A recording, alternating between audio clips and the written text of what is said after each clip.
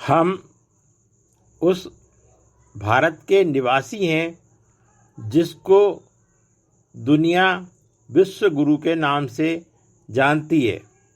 अनेकों संत, महर्षि वशिष्ठ, वेदव्यास, सांडिल्य और भी अन्य संत इस परंपरा में रहे हैं। उसके बाद शंकराचार्य, रामकृष्ण परमहंस जी, विवेकानंद जी और अन्य जो आधुनिक समय में संत हुए, पर अभी पिछले कुछ समय से देखा जा रहा है कि संत की, गुरु की परिभाषा ही बदल गई है। राजसी, ठाटबाट, वैभव, विलासिता और अत्याचार, अनाचार ऐसा लगता है गुरुओं की संकल्पना में शामिल हो गए हैं। आज का गुरु इन सब चीज़ों को करने में बिल्कुल नहीं कतरा रहा है। इसमें मैं सभी का नाम नहीं ले रहा हूँ, पर जो नाम हैं, जिन नामों के बारे में विवाद रहा है, आप सब लोग वो जानते हैं। गुरु को भगवान का दर्जा दिया गया है।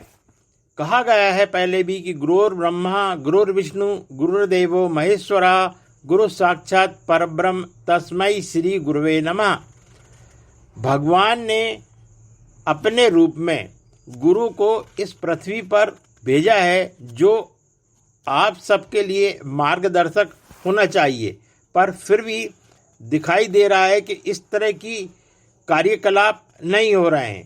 पर जो लोग इन कामों में लगे हुए हैं, जो अच्छे हैं, उचित हैं, समाज के लिए मार्गदर्शक हैं, उनके लिए मैं साधुवाद देता हूं। और जिन लोगों ने इसको कलंकित किया है, उनके लिए आप सब सोच सकते हैं कि आप क्या बोलेंगे। इस गोरखपुर से एक छोटी सी प्रकाशित किताब, एक संत की वसीयत, आप सबके सामने रखना चाहता हूं, जिसको अगर आप देखेंगे तो आपको लगेगा कि संत गुरु क्या होता है, किस तरह से वो रहता है, किस तरह से काम करता है, क्या उसकी दिनचर्या होती है। ये जिन संत के बारे में मैं बता रहा हूँ, वो इन सब चीज़ों में कोई विश्वास नहीं रखते हैं कि उनका नाम हो, उनकी कोई बात करे या उनके लिए कोई फ़ायदा उठाए। ये सिर्फ मैं उनको एक विनम्र श्रद्धांजलि के रूप में प्रस्तुत कर रहा हूँ। इससे उनकी आत्मा को मेरा प्रणाम है। और मैं इस वसीयत को, इस पर वीडियो बनाने के लिए अगर किसी को भी कोई आपत्ति हो तो उनसे मैं क्षमा मांगता हूँ। इस वसीयत के अनुसार श्री भगवान की असीम अहेतु की कृपा से ही जीवन को मानव शरीर मिलता है। इसका एकमात्र उद्देश्य केवल भगवत प्राप्ति ही है, परंतु मनुष्य इस शरीर को प्राप्त करने के बाद अपने मूल उद्देश्य को भूलकर शरीर के साथ दृढ़ता से तादात्म्य कर लेता है और इसके सुख को ही परम सुख मानने लगता है। शरीर को सत्ता और महत्ता देकर उसके साथ अपना संबंध मान लेने के कारण उसका शरीर से इतना मोह हो जाता है कि इसका नाम तक उसको प्रिय लगने लगता है। शरीर के सुखों में मान बढ़ाई का सुख सबसे सूक्ष्म होता है। इसकी प्राप्ति के लिए वह झूठ, कपट, बेईमानी आदि दुर्गुण, दुराचार भी करने लग जाता है। शरीर के नाम में प्रियता होने से उसमें दूसरों से अपनी प्रशंसा, स्तुति की चाहना रहती है। वह यह चाहता है कि जीवन पर्यंत मेरे को मान बढ़ाई मिले और मरने के बाद मेरे नाम की कीर्ति हो। वह यह भूल जाता है कि केवल लौकिक व्यवहार के लिए शरीर का रखा हुआ नाम शरीर के नष्ट होने के बाद कोई अस्तित्व नहीं रखता। इस दृष्टि से शरीर की पूजा, मान, आदर एवं नाम को बनाए रखने का भाव किसी महत्व का नहीं है, परंतु शरीर का मान, आदर एवं नाम की स्तुति, प्रशंसा का भाव इतना व्यापक है कि मनुष्य अपने तथा अपने प्रियजनों के साथ तो ऐसी व्यवहार करते ही हैं, प्रयुक्त जो भगवत आज्ञा, महापुरुष वचन तथा शास्त्र मर्यादा के अनुसार सच्चे हृदय से अपने लक्ष्य में लगे रहकर इन दोषों से दूर रहना चाहते हैं, उन साधकों के साथ भी ऐसा ही व्यवहार करने लग जाते हैं। अधिक क्या कहा जाए, उन साधकों का शरीर निष्प्राण होने पर भी उसकी स्मृति बनाए रखने के लिए वे उस शरीर को चित्र में आबद्ध करते हैं एवं उसको बहुत ही साज सज्जा के साथ अंतिम संस्कार स्थल तक ले जाते हैं। विनाशी नाम को अविनाशी बनाने के प्रयास में वे उस संस्कार स्थल पर छतरी, चबूतरा या मकान, स्मारक आदि बना देते हैं। इसके सिवाय उनके शरीर से संबंधित एक पक्षी घटनाओं को बड़ा चढ़ाकर उनको जीवनी, संस्मरण आदि के रूप में लिखते और प्रकाशित करवाते हैं। कहने को तो वे अपने आप को उन साधकों का श्रद्धालु कहते हैं, पर काम वही करते हैं जिसका वे साधक निषेध करते हैं। श्रद्धा तत्व अविनाशी है, अतः उन साधकों के अविनाशी सिद्धांतों तथा वचनों पर ही श्रद्धा होनी चाहिए, न कि विनाशी देह या नाम में। नाशवान शरीर तथा नाम में तो मोह होता है, श्रद्धा नहीं। परंतु जब मोह ही श्रद्धा का रूप धारण कर लेता है तभी ये अनर्थ होते हैं।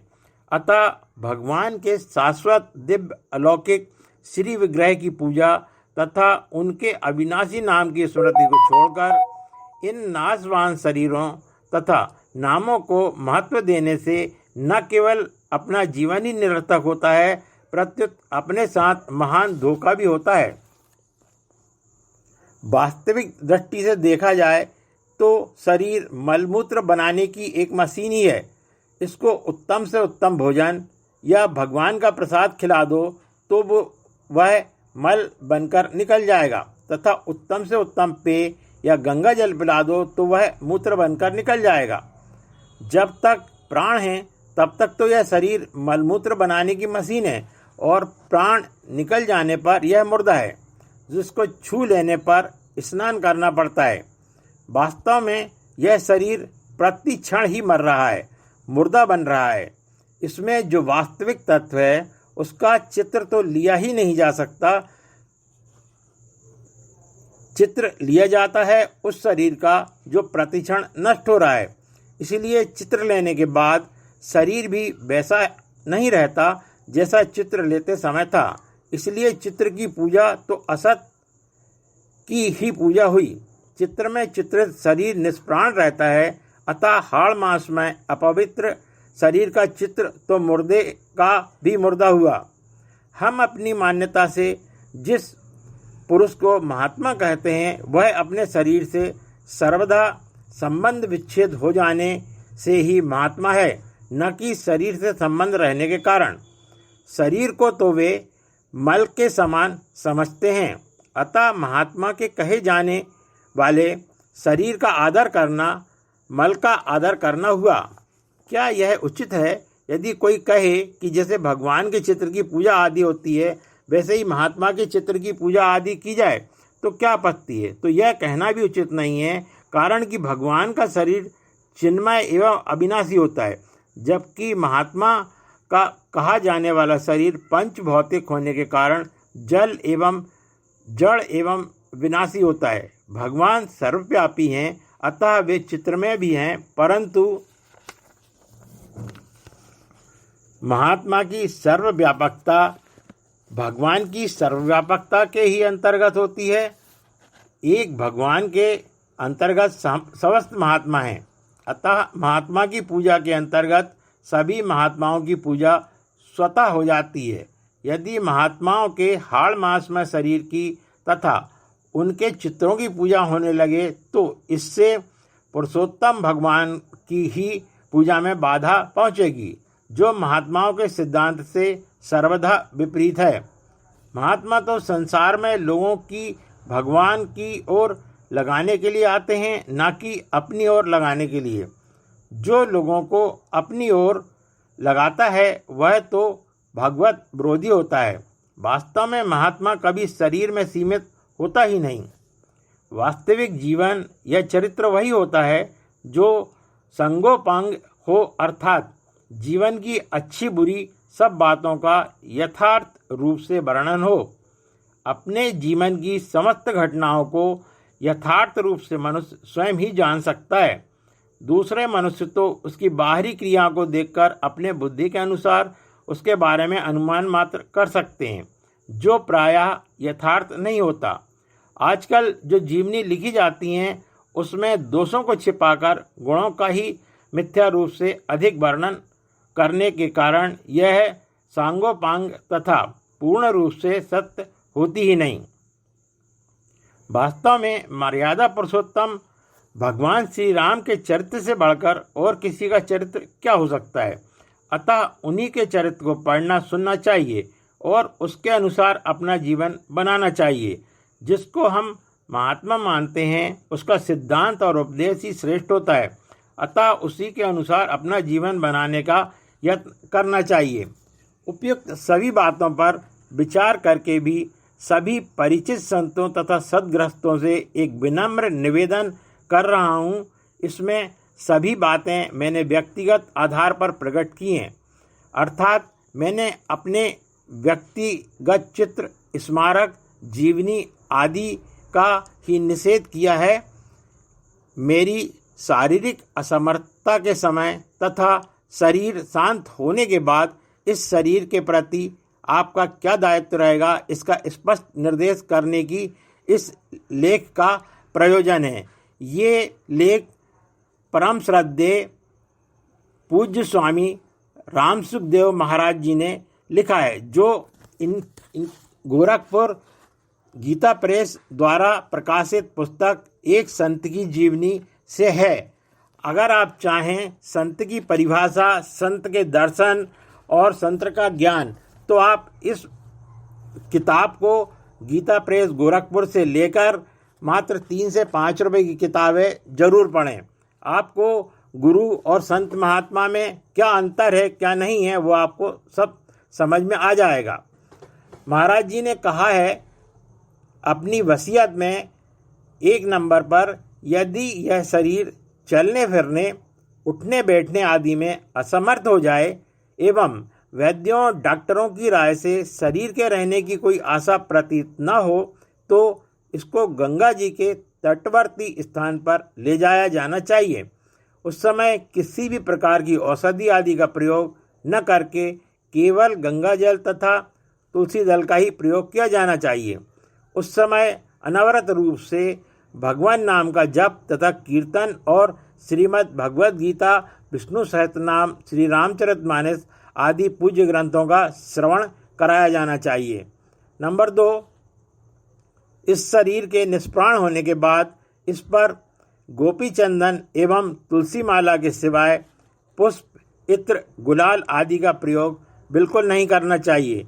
निष्प्राण शरीर को साधु परंपरा के अनुसार कपड़े की झोली में ले जाया जाना चाहिए, न कि लकड़ी आदि से निर्मित विमान आदि में।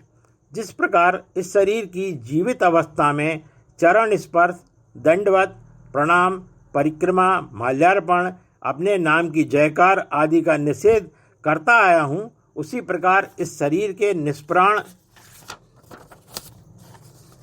होने के बाद भी चरण स्पर्श, दंडवत, प्रणाम, परिक्रमा, माल्यार्पण, अपने नाम की जयकार आदि का निषेध समझाना चाहिए।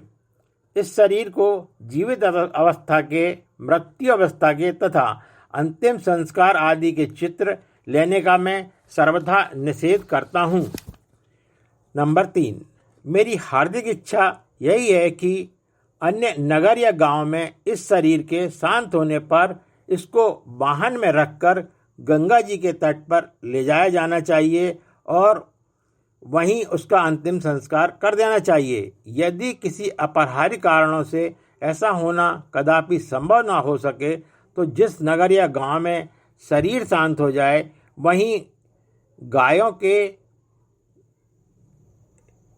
गांव से जंगल की ओर जाने आने के मार्ग में अथवा नगर या गांव से बाहर जहां गायें विश्राम आदि किया करती हैं, वहाँ इस शरीर का सूर्य की साक्षी में अंतिम संस्कार कर देना चाहिए।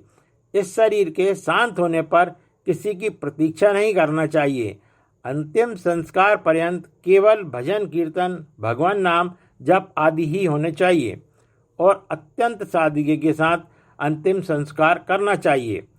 नंबर 4, अंतिम संस्कार के समय इस शरीर की दैनिक उपयोगी सामग्री, कपड़े, खड़ाऊं, जूते आदि को भी इस शरीर के साथ ही जला देना चाहिए तथा अवशिष्ट सामग्री, पुस्तकें, कमंडलू आदि को पूजा में अथवा स्मृति के रूप में बिल्कुल नहीं रखना चाहिए, प्रत्युत उनका भी सामान्यतया उपयोग करते रहना चाहिए। नंबर 5, जिस स्थान पर इस शरीर का अंतिम संस्कार किया जाए वहाँ मेरी स्मृति के रूप में कुछ भी नहीं बनाना चाहिए।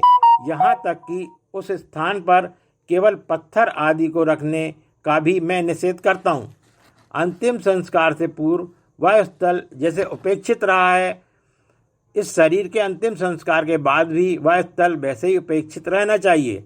अंतिम संस्कार के बाद अस्थि आदि संपूर्ण अवशिष्ट सामग्री को गंगा जी में प्रवाहित कर देना चाहिए।